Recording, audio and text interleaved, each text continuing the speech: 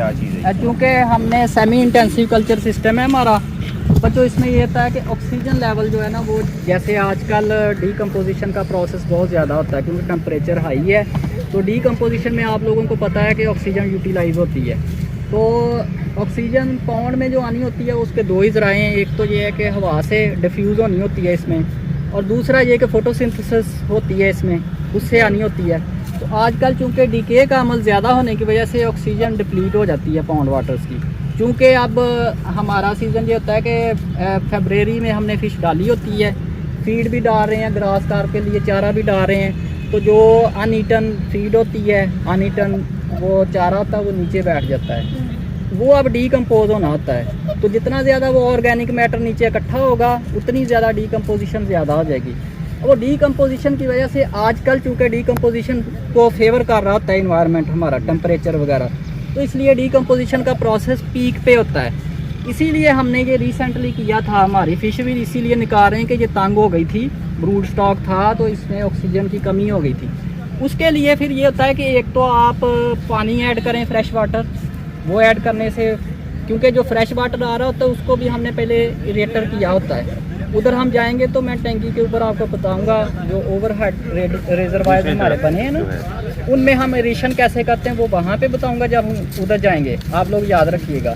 फिर पॉन्ड में डायरेक्ट भी हमारा मैकेनिज़्म होता है कि हम उसमें एक तो ब्लोअर लगाते हैं, वो स्प्रिंकल्स होते हैं, वो हवा पानी जो है ना उसको हवा में उछालते हैं, उससे ये है कि हवा से डिफ्यूज़ हो जाती है ऑक्सीजन पानी में और उसकी रेशन का लेवल सेट हो जाता है।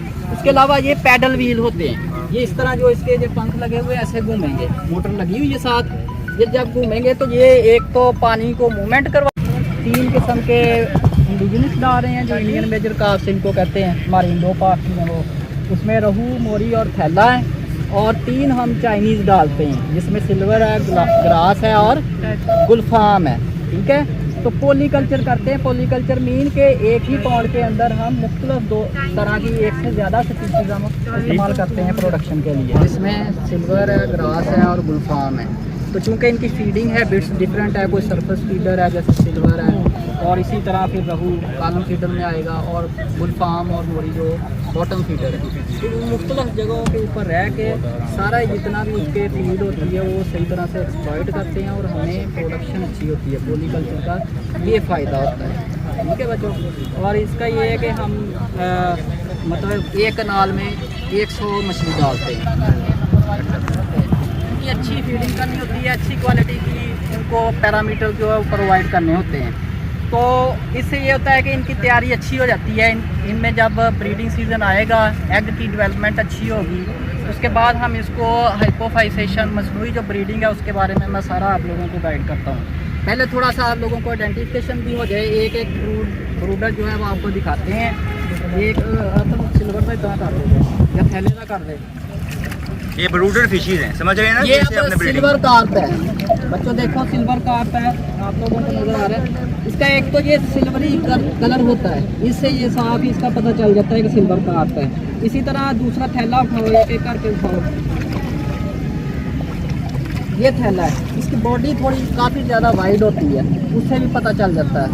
और इसका नर और मादा की पहचान के साथ साथ बताते हैं। एक तो इसका जो हाथ लगाएंगे काट होते हैं, ये क्लियर है, पुतली नहीं मादा, ठीक है। मादा जो होगी उसका स्मूथ होगा ये वाला, और जो मेल होगा उसका अगर आप करेंगे रफ टाइप होगा। समझ आ गई? पेक्टोरल फिन जो होता है ये स्मूथ होगा फीमेल का, और मेल जो होगा उसका क्या होगा? रफ होगा। ये पेक्टोरल फिन से पहचान होती है मेल फीमेल के ब्रूडर्स में। ये फीमेल है, ये फीमेल है। ये अब रहू आ गया, ठीक है। रहू का भी ऐसे ही गोल्डन कलर है इसका, ठीक है।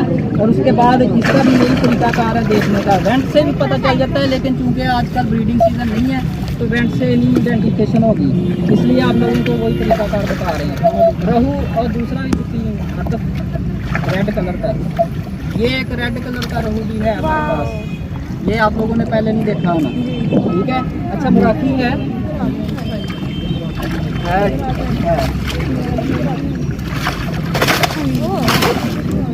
ये सरहाइनस मरी वाला है। एक तो रहू से इसका फर्क ये है कि वो रहू जो है वो इस तरह होता है कि गोल्डन रेड होता है कलर उसका, इसका थोड़ा कलर का भी डिफरेंस आता है। और दूसरा उसकी बॉडी थोड़ी वाइड होती है, इसकी बॉडी थोड़ी स्लिम होती है, और बाकी इसके लिप्स का फ़र्क होता है। ठीक है, इससे हम इसकी आइडेंटिफिकेशन वगैरह कर सकते हैं। ये ग्रास है, ग्रास का आपको पता चल जाएगा, ग्रासी कलर होता है, साफ पता चल जाता है उसका। और इसके भी हमने ये सारे अभी ब्रूडर सेग्रीगेट कर रहे हैं ताकि इनकी अच्छी हम इसकी फीडिंग करें, इनकी वाटर क्वालिटी अच्छी हो, ताकि ये हमारी नेक्स्ट ब्रीडिंग सीजन, क्योंकि अभी तो ब्रीडिंग सीजन गुजर के गया है, तो नेक्स्ट के लिए इनकी प्रेपरेशन कर रहे हैं। थोड़ा नेट का भी बता दें कि नेट कैसे इधर को लेते हैं क्या? नेट उधर से इन्होंने डाला है, तो साइडों पे बंदे हो गए और बीच में हो गए। जो इधर वाला आप इधर रुक गया था, दूसरा ऊपर से होके खींच के ले गया है, तो इस तरह ड्रैग करते हैं, इसको ड्रैग नेट बोलते हैं। समझ आ गई है? नेट ड्रैग की बहुत सारी नेट अकसाम है, ये वाला जो है वो ड्रैग नेट है। ठीक है, वो आप लोगों ने गिल नेट भी सुना होना है, वो सारे नेट्स हैं वो गिल उसमें फंस जाते हैं। तो इस तरह करके ये ड्रैग नेट हम मोस्टली हैचरीज के ऊपर, हैंड नेट, ड्रैग नेट और हापाज वगैरह यहाँ पे मोस्टली हैचरी ऑपरेशन में यूज़ होता है। और इनका ये होता है कि मैश साइज़ होता है, आता है बूढ़ी खड़ी तरफ ये होता है ना, ये जो सुराख है ये इसका मैश साइज़ बोलते हैं। जो बच्चा पकड़ने के लिए होगा उसका मैश साइज़ कम होगा। ठीक है, जो ब्रूड स्टॉक पकड़ने के लिए होगा, जहाँ बड़ी फिश पकड़ने के लिए होगा, टेबल फिश, उसका ये मैश का साइज़ ज़रा बड़ा होता है। अच्छा सर, ये भी ये बता फर्क दें, है। ये ब्रूड स्टॉक जो है ये कितने अरसे में ये ब्रूडर फिश जो है वो ये तैयार हमारे होता है? कम से कम कोई 2.5-3 साल लगते हैं इनको तैयार करने में, फिर जाके मैच्योर होते हैं। एज़ कम्पेयर टू तिलापिया, जैसे तिलापिया वो तो 6 माह में ही तैयार हो जाते हैं। तो हम क्या करेंगे, सील पकड़ के इन टैंकों में रखेंगे पहले, और इरेशन वाला पानी आएगा। इससे ये होगा कि वो इसके अंदर जो डिब्रस है वहाँ से कोई और मट्टी वगैरह आई है वो भी निकल जाएगी, नीचे से क्योंकि पानी निकल रहा है, ऊपर से डर रहा है, और जो इसने खाया पिया है वो भी डिस्कस करता जाएगा। आगे हम फीडिंग नहीं करवाएंगे तो उसका डाइजेस्टिव ट्रैक्ट क्या हो गया, साफ हो गया। तो उसका फ़ायदा ये होता है कि अब जब चॉपर में होगा ये ऑक्सीजन जब हम फिल करेंगे तो उस दौरान वो नाफिसन करेगा, और फिर तुझे वो भूखा है तो इसलिए उसका मेटाबॉलिज्म भी स्लो होगा, ऑक्सीजन कम करनी पड़ेगा, पानी भी गंदा नहीं होगा, तो फिर वो लॉन्ग डिस्टेंस तक ट्रैवल करना है। इसको कहते हैं हम कंडीशनिंग करवाना। ये उनके लिए हम करते हैं। अब जिन लोगों ने देखना, बच्चों ने एनरेशन कैसे होती है वो देख लो। बाहर टेम्परेचर से स्टॉक चेक करवाया है, वो हम पकड़ लेते हैं। मतलब कोई 2 स्पीशीज़ पकड़नी है, 3 पकड़नी है या 1 पकड़नी है, वो हम पकड़ के उसको पहले चेक करेंगे। वहाँ पे जो मेच्योर होगा उसको पेयर वाइज पकड़ लेंगे, मतलब जितनी मेल पकड़े उतनी ही हम फीमेल्स पकड़ के तो इनमें रख देंगे जो रेक्टेंगुलर टैंक्स हैं। ठीक है, उसके बाद हम रखने के बाद आपको ये करेंगे कि उनको इंजेक्ट करेंगे। ये शोर ना इधर करें भाई। कोवाप्रिन यूज़ करना है, मसनूई जो हार्मोन है वो हम उनको डोज लगाएंगे पर केजी के हिसाब से। मेल को हम लगाते हैं 0.1 ml और फीमेल को लगाते हैं 0.5 ml पर केजी। अगर वो 2 किलो का है तो उस लिहाज से उसकी डोज डबल हो जाएगी। 3 किलो का है तो उस लिहाज से उसका हम वेट करेंगे। वेट करने के बाद उसको इंजेक्शन लगा देंगे, डोज उसकी निकाल के वजन के हिसाब से लगाने के बाद इन टैंक्स में उनको पेयर वाइज छोड़ देंगे। उसके बाद इंजेक्शन का बता दें कहाँ पे इंजेक्शन उसके हुए इंजेक्शन? हाँ, उसके मसल में आप लगा सकते हैं, मसल में कैनिस पे भी, मतलब कार्डल फिन के पास आप लगा दें, पेल्विक फिन के पास लगा दें, यहाँ पे भी आपने मसल में वो लगाना होता है। तो मसल का कोई मसला नहीं है, कोई भी उसका स्केल उठाएँ वहाँ पे उसको इंजेक्ट कर देंगे जो डोज मैंने बताई है। लगाने के बाद हम पेयरिंग कर देंगे। 6 घंटे के बाद वो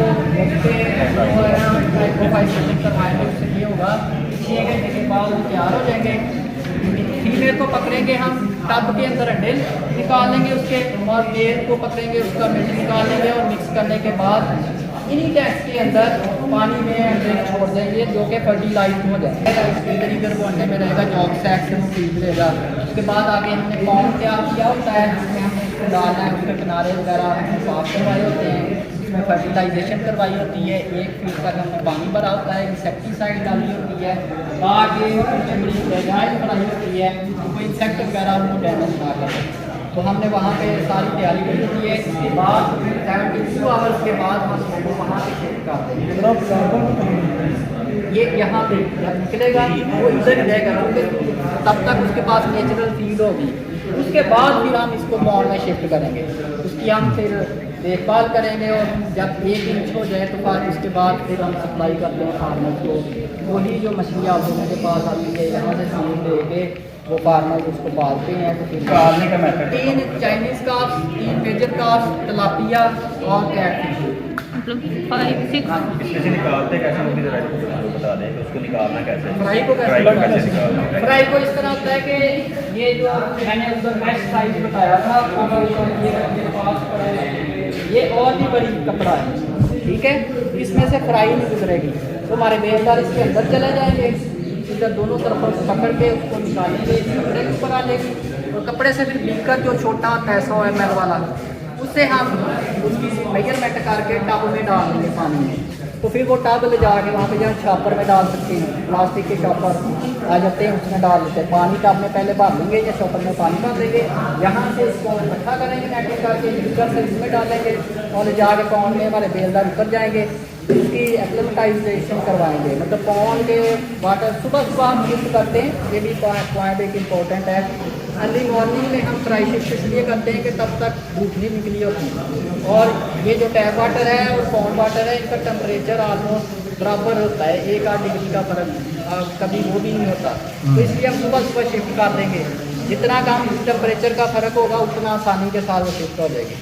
अगर फ़र्क हो तो हम देख लेते हैं कि वो पॉन्ड का वाटर टब में या इस शॉपर में डालेंगे, जब इक्वल हो जाएगा तो फ्राई को छोड़ देंगे। इसको कहते हैं एक्लेमेटाइज करवाना उसको आके, क्योंकि आप लोगों को पता है कोल्ड ब्लडेड है, शॉक बियर नहीं कर सकते ये, तो इसलिए इनके शॉक का टेम्परेचर शॉक का ख्याल रखना। सर अगर इसे ट्रांसपोर्ट करना है किसी 25 से 30 नॉर्मल टेम्परेचर है, बाकी ऊपर नीचे हो तो हम फिर कार्डिंग निकाल लेते हैं। जो अडल्ट फिश है उसके लिए और इसके लिए सेम है? नहीं, ये टेम्परेचर सेम है लेकिन इनका बियर करने का जो है ना मतलब फ़र्क करें कि 2 डिग्री का फ़र्क है या 1 डिग्री का फ़र्क है, तो छोटी फ्राई बियर नहीं करेगी, बड़ी खुद कर देगी और फिर स्पीशीज़ के ऊपर भी डिपेंड करता है।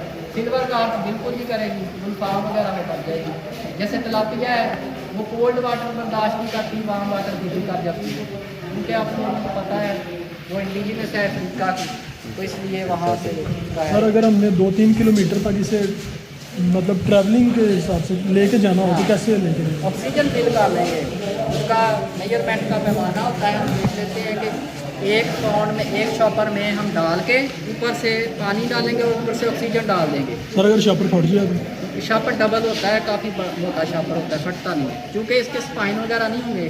तो सर अगर किसी ने तलापिया लाखों के हिसाब से लेनी है तो फिर एक आध शॉपर तो फट सकता है? नहीं फटता, फ्राई का तो पॉसिबल ही नहीं है, जो बड़ा सील है वो भी नहीं। तलापिया के केस में फट जाता है क्योंकि तलापिया का स्पाइन होता है, शॉपर बहुत मोटा होता है। जी सर। इधर ये पड़ा हुआ कपड़ों में ये डबल शॉपर होता है, इसके अंदर यहाँ पे लैब में ना सॉइल और वाटर क्वालिटीज़ के जो है उसके बारे में हाइड्रेशन टाइप या उसकी क्वालिटी के बारे में सारे सैम्पलिंग की जाती है। यानी मेजर 2 चीज़ें हमारे पास आ जाती है कि अगर कोई भी फार्मर है उसने कोई भी फिश फार्म बनाना है तो उसमें हमारे पास सबसे पहला पॉइंट आता है कि आपके पास जो सॉइल है उसकी क्वालिटी क्या है। दूसरे नंबर पे जो वाटर है जो यूज़ किया जाएगा फिश कल्चर के लिए उसकी क्वालिटी क्या है। सॉइल में ज़्यादातर हम 3 ही पैरामीटर डिस्कस करते हैं, उसमें सैंड है, सिल्ट है, क्ले है। सैंड के बारे में कंफर्म पता होना चाहिए कि सैंड जो है 40% से अबव नहीं होनी चाहिए। जैसे 40% से अबव होगी सीपेज ज़्यादा हो जाती है, पानी की यूजेज बहुत ज़्यादा बढ़ जाती है। यानी सैंड जो है वो 40% से बिलो होनी चाहिए और सिल्ट आपके पास जो भी क्वांटिटी हो कोई इशू नहीं है, लेकिन क्ले जो है वो आपके पास 20% से अबव होनी चाहिए। यानी सैंड के ये आपके पास सॉइल के थोड़े बहुत 2-3 पॉइंट्स हैं, ये पता होने लाजमी है कि जहाँ पे भी फिश फार्मिंग होनी है वहाँ पे किस तरह इसको देखा जा सकता है। और दूसरा सबसे इम्पॉर्टेंट, कोई भी फाउंड वगैरह बनाने से पहले वाटर की जो क्वालिटी है वो सबसे क्रिटिकल है कि वाटर की क्वालिटी में क्लोराइड है, हार्डनेस है, TDS है, pH है, ये वाले पैरामीटर कंफर्म पता होने चाहिए। और जो भी वाटर की क्वालिटी है उसके TDS जो है वो 1000 ppm तक होनी चाहिए। जैसे जैसे 1000 ppm से बढ़ते जाएंगे, अबव होते जाएंगे, वैसे वैसे आपके पास वाटर की क्वालिटी जो है वो पुअर से पुअर होती है। सीजन चलता है अप्रैल और सितंबर के राउंड अबाउट, इसमें अमोनिया का बड़ा कम इशू आ जाता है कि नीचे हमारे पास बेड पे सल्फर टाइप चीज़ें बैठी हुई होती हैं। जैसे ही टेम्परेचर ऊपर नीचे होता है वहाँ से सल्फर, अमोनिया, ये गैसेस ऊपर की तरफ आती हैं जो जितनी भी पाउंड में ऑक्सीजन मौजूद है उस ऑक्सीजन को क्या कर देती है, ख़त्म करना शुरू कर देती है, जिसकी वजह से ऑक्सीजन की कमी आ जाती है। और देखा होगा आपने ये एरिएटर वगैरह फिर चलाने पड़ते हैं ताकि ऑक्सीजन की कमी को पूरा किया जा सके। सॉइल का इनको बता दें कि सॉइल कैसे हम कैसे करते हैं, इसमें कितने परसेंट सील्ड है। सॉइल के आपके पीछे नजर आएंगे पड़े हुए होंगे सिलेंडर, सैंपल लिया जाता है, ध्यान से सुन ले, मैं बता देता हूँ। उसमें फॉर एग्जांपल आपके पास जिस जगह पे आपने सैंपलिंग करनी है, 1 एकड़ की जगह है, उसके चारों कॉर्नर पे और एक सेंटर में या कोई भी 4 जगह चूज कर ले रफली, उसमें सबसे ऊपर वाला 100 ग्राम का सैंपल आप कलेक्ट करते हैं। फिर 1 फीट नीचे जाते हैं और वहाँ से भी 100 ग्राम सैंपल लेते हैं। 2 फीट नीचे जाके 100 ग्राम और 3 फीट नीचे जाके भी 100 ग्राम सैंपल कलेक्ट किया जाता है। उसको A1, A2, A3, A4 का नाम दे दिया जाता है।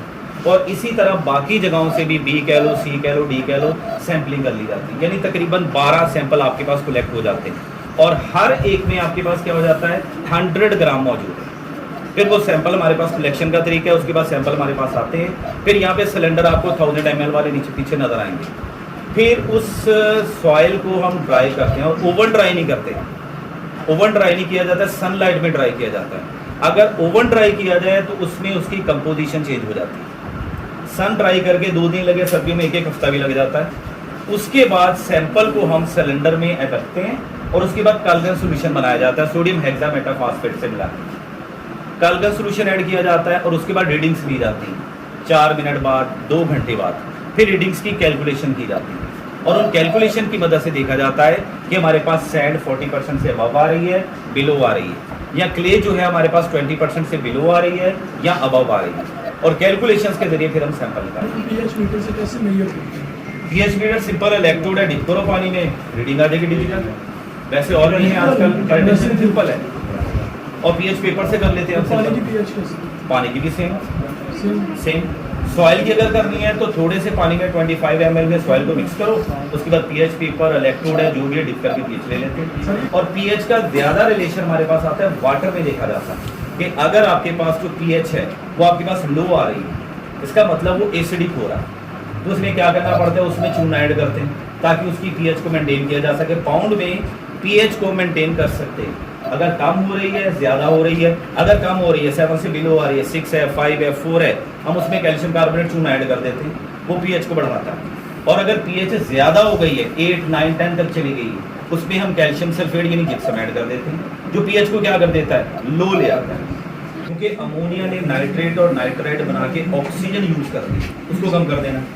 अगर हम एरिएटर चलाएंगे तो जो ऑक्सीजन कम होगी वो फौरन बढ़ना शुरू हो जाएगी और फिश की मोर्टेलिटी या उस पर इफेक्ट कम होना शुरू हो जाएगा। सभी मछली मार जाती है, उसका आप लोग क्या करते हैं? पाइप नाल है उसमें फेंक देते हैं। मतलब उसका फिश